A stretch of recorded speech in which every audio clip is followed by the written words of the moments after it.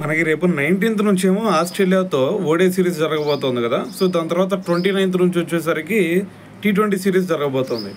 అయితే మరి ఈ స్క్వాడ్లో చూసుకుంటే మరి హర్షిత్ రాణాని ఇంక్లూడ్ చేశారు. మరి అతన్ని ఎందుకు ఇంక్లూడ్ చేశారు? అతని పర్ఫార్మెన్స్ ఏదన్నా ఇండియన్ టీంలో మంచిగా ఉందా, లేదు అంటే మరి ఐపీఎల్లో అయినా సరే అంత మెరుగ్గా బౌలింగ్ వేసాడా?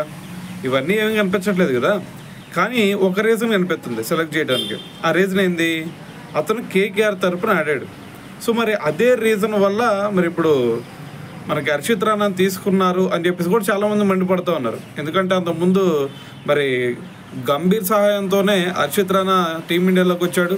సో దాని తర్వాత ఇప్పుడు చూసుకుంటే కంటిన్యూ కూడా అవుతూ ఉన్నాడు. సో మరి ఇంకో పక్కన చూస్తే మరి మనకి మంచి మంచి బౌలర్లు ఉన్నారు కదా. షమి ఉన్నాడు, సిరాజ్ ఉన్నాడు. సో వీళ్ళందరిని కూడా పక్కన పెట్టేసి వీళ్ళందరికీ మెయిన్ ప్రయారిటీ ఇవ్వకుండా హర్షిత్ రాణాకి మెయిన్ ప్రయారిటీ ఎందుకు ఇస్తున్నారు? సో ఇది నేను అడుగుతుంది కాదు. సో చాలామంది ఇండియన్ ఫ్యాన్స్ కూడా అడుగుతున్న క్వశ్చన్ ఇదే అనమాట.